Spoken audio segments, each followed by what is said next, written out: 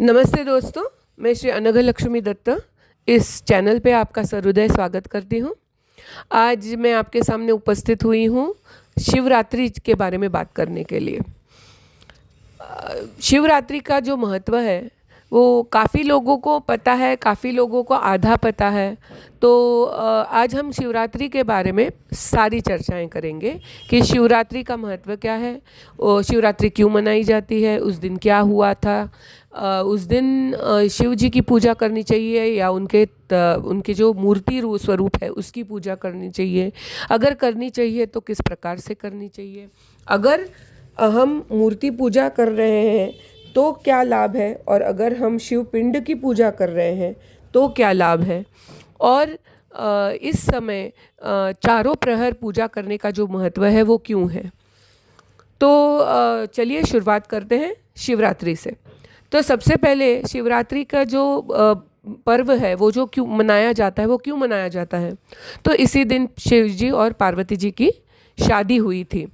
ये बात तो ऑलमोस्ट सब लोगों को पता है, लेकिन एक दिन और एक घटना घटी थी, और वो है दक्ष प्रजापति जी के 27 बेटियां हैं, जो खुद 27 नक्षत्र भी हैं, सब जानते हैं।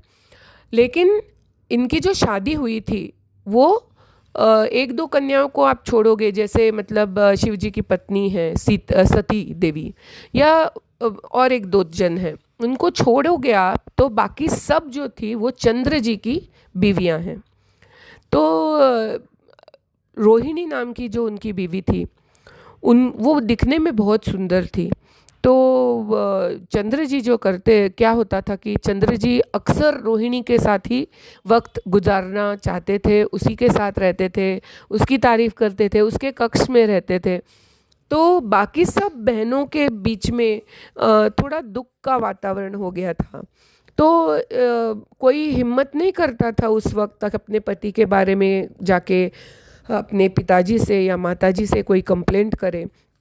उस वक्त ये सब नहीं चलता था। एक बार बेटी ब्याह दी तो उसको अपने घर को खुद को संवारना होता था। लेकिन हाँ, अगर कोई बड़ी बात है तो बड़े बुजुर्गों को पूछना बात बनती है। इसी तरीके से ऐसा देखा गया कि धीरे धीरे बेटियों का जो गुस्सा है वो बाहर निकलने लगा। तो बोलते वक्त ऐसा निकलने लगा कि हाँ बराबर है, चंद्र जी तो क्या, वो तो रोहिणी के साथ ही रहते होंगे, उसके ही साथ जाना होगा, तो हमारा तो कुछ काम है नहीं। इस प्रकार की जब बातें होने लगी तो दक्ष जी के यह ध्यान में आया कि कुछ तो गलत हो रहा है। तो उन्होंने चंद्र जी को बुलाया और उन्होंने चंद्र जी से कहा कि सारी जो ये पत्नियां हैं वो सारी तुम्हारी पत्नी के दर्जे पे ही सब पत्नियां हैं, तो आप किसी को कम किसी को ज़्यादा ऐसा नहीं कर सकते, भेदभाव करना गुनाह होता है। तो चंद्र जी को ये बात समझ नहीं आई। उन्होंने उस वक्त उनकी मान रखने के लिए बात सुन भी ली, लेकिन उसके बावजूद उनके जो मन में जो ख्याल थे या ये सब जो विचार उनके आते थे, और उनको जो एक खींच महसूस होती थी रोहिणी जी की और पत्नी के तौर पे, वो उनको दूसरों के बारे में ना हो पाई। तो ऐसा होने पर दक्ष जी को थोड़ा गुस्सा आ गया, उनकी पत्नी को भी गुस्सा आ गया, क्योंकि सारी तो अपनी बेटियां हैं। तो अगर अपनी कोई बेटी, एक ही बेटी खुश है और बाकी बेटियां खुश नहीं हैं, तो ये बात तो उनको हजम नहीं हुई। तो इसलिए दक्ष जी के मुंह से चंद्र जी के लिए शाप निकल गया। और ऐसे वक्त में उन्होंने उनको जो शाप दिया वो ऐसा दिया कि तेरा पूरा तेज नहीं सा हो जाएगा, तू चमक ही नहीं पाएगा, तेरे को किस बात का गर्व है, तेरे अच्छे दिखने पर गर्व है, तेरे से जो तेज निकल रहा है उसका तुझे गर्व है, तो वो ही तेरे पास अभी नहीं रहेगा। तो उस वक्त से चंद्र जी का जो तेज है वो दिन पर दिन कम होता गया। एक वक्त ऐसा आया जब बिल्कुल ही चंद्र जी का मतलब तेज ही नहीं था। तो अब तेज ही नहीं रहा तो मौत के समान हालत हो गई उनकी। तो उस वक्त जब बीच का जो पीरियड था कि भाई ढूंढते रहे कोई ना कोई उपाय, अगर कोई मिल रहा है तो उसका क्या कर सकते हैं, ऐसे वक्त पे उनको बताया गया कि आप शिव आराधना कीजिए। तो शिव जी एक हैं जो आपको मदद कर सकते हैं। तो वो आपके साड़ू भी हैं, साड़ू बोलेंगे तो मतलब अपने बहन के बहन के जो पति हैं वो, तो सती जी के पति थे शिव जी। तो फैमिली की बात फैमिली में भी रह जाएगी और आपको उनसे मदद हो जाएगी। ये जब चंद्र जी को पता लगा तो उन्होंने शिव जी की आराधना शुरू की। वो उन्होंने जो शुरू की वो सोमनाथ का जो समुंदर है उस तट पे उनकी जो आराधना है वो चल रही थी। लेकिन एक वक्त ऐसा आया जब मतलब वो एकदम नाराज़ हो गए कि अभी मैं बिल्कुल मतलब मरने के स्थिति में हूँ, और रोहिणी जी ने भी तय कर लिया कि अभी मैं इनके साथ सती हो जाऊंगी। सो अगर चंद्र ही नहीं रहेगा तो पृथ्वी का संतुलन भी पूरा बिगड़ जाएगा। तो जब ये पूरे देश पर की, पूरे यूनिवर्स की बात आ गई, पूरी दुनिया की बात आ गई, तो आप सब तो जानते ही हैं कि जो भगवान होते हैं वो पहले दुनिया का भला देखते हैं। तो दुनिया के भले के लिए फिर शिव जी ने उनको दर्शन दिया और उन्होंने उनको बोला कि भाई इसका एक उपाय है कि भाई मैं तेरे को धारण कर लूँ और तेरे को तेज मिलता रहेगा, और जो साधना तुमने की है तो मेरी जो तुमने साधना की उसके वजह से आपका जो तेज है लौट आएगा, और आपको ये शाप जो है वो मैं बात करूँगा अपने ससुर से कि वो उस शाप दे दे। तो ये सब जब हुआ था तब उसी वक्त चंद्र जी के यहाँ पे, जैसे अभी बहुत ही आखिरी स्टेज है, उस वक्त शिव जी प्रकट हुए थे। तब तक शिव जी ने उनको दर्शन भी नहीं दिया था। तो उन्होंने चारों प्रहर की पूजा की थी। अपने 8 प्रहर होते हैं दिन के, दिन और रात मिला के, तो उसमें से 4 प्रहर की पूजा जो रात की होती है वो उन्होंने चंद्र जी ने की थी, जिसके वजह से ये एक ऐसी चीज़ थी कि जो दक्ष प्रजापति ने आपको शाप दे दिया तो वो उसका कोई हल ही नहीं है।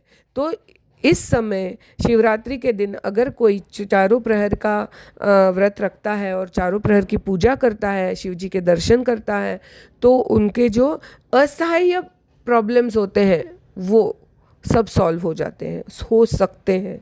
वो हर एक के शरणागति, हर एक की भावना, हर एक का जो तप है उसके ऊपर डिपेंड करता है।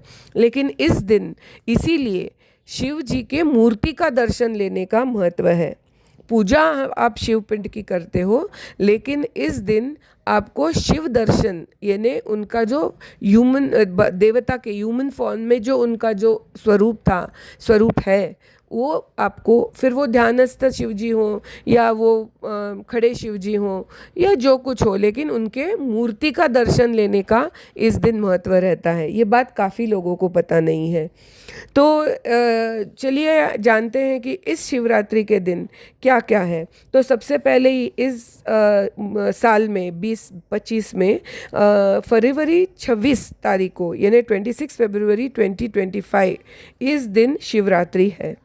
दूसरी बात, इस दिन शिव मूर्ति का जो दर्शन लेना है या शिव जी का जो पूजा करना है उसमें जो निषिद्ध काल होता है, तो इस शिवरात्रि के दिन अक्सर रात्रि के पूजा का महत्व बताया गया है शिव जी के।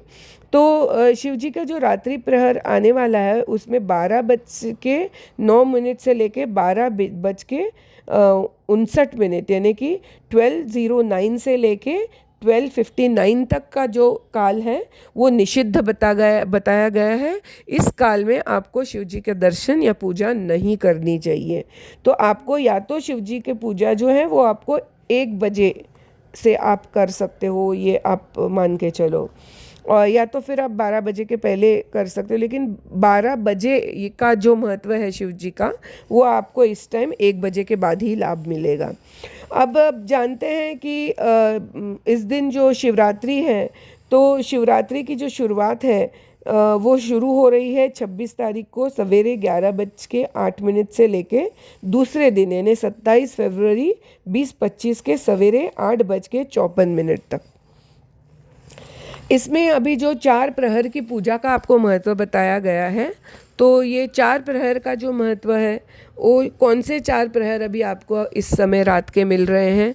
तो पहला प्रहर जो है वो शाम के 6:19 26 तारीख का 26 तारीख 20-25 फरवरी को 6:19 शाम से लेके 9:26 रात तक आपका पहला प्रहर होगा। दूसरा प्रहर जो है वो आपका 9:27 से लेके रात के 12:34 तक होगा, यानी कि 9:27 से लेके 12:34। और पहला प्रहर भी मैं इंग्लिश में बता दूं जिनको समझ नहीं आती है हिंदी, तो 6:19 इवनिंग से लेके 9:26 नाइट तक पहला प्रहर, 9:27 से लेके 12 बज के यानी 12:34 नाइट तक, मिडनाइट तक आपका दूसरा प्रहर। तीसरा प्रहर जो है वो 12:35 रात से लेके 3:41 यानी सवेरे ब्रह्म मुहूर्त तक, यानी 12:35 से लेके 3:41 मॉर्निंग तक आपका तीसरा प्रहर है, थर्ड फेज।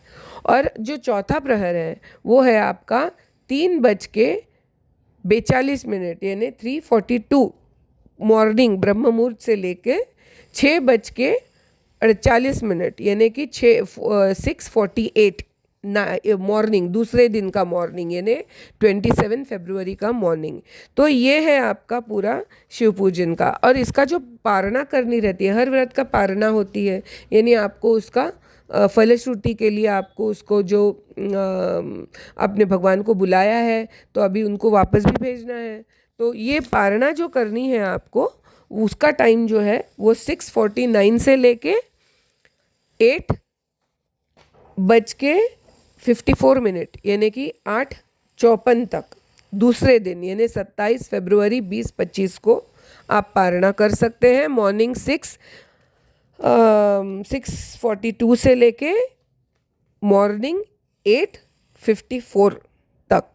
ओके, 8:54 को आपकी ये जो शिवरात्रि है वो ख़त्म हो जाती है।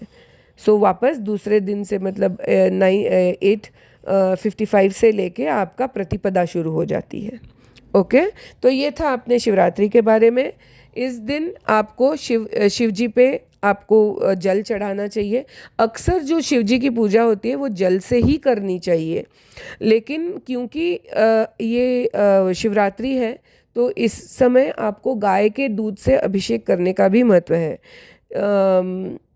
एक्चुअली शिव जी की पूजा जो होती है वो सिर्फ जल से क्यों करनी चाहिए, आपको दूध से क्यों नहीं करनी चाहिए, या किस प्रकार के दूध से करनी चाहिए, या कौन से टाइम को आपको दूध से आप अभिषेक कर सकते हो शिव जी का, क्यों नहीं करना चाहिए और क्यों करना चाहिए, इसके लिए हमने और एक वीडियो बनाया है, तो आप उसको देख सकते हैं।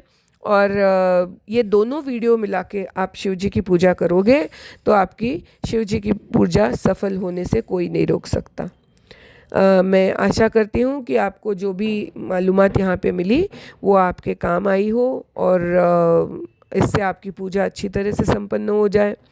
और आप इसी तरह से हमको इनकरेज करते रहिए। अगर कोई सवाल हो तो हमारे कमेंट के बॉक्स में आप ज़रूर पूछिए, और हमें लाइक, शेयर और सब्सक्राइब करना ना भूलें।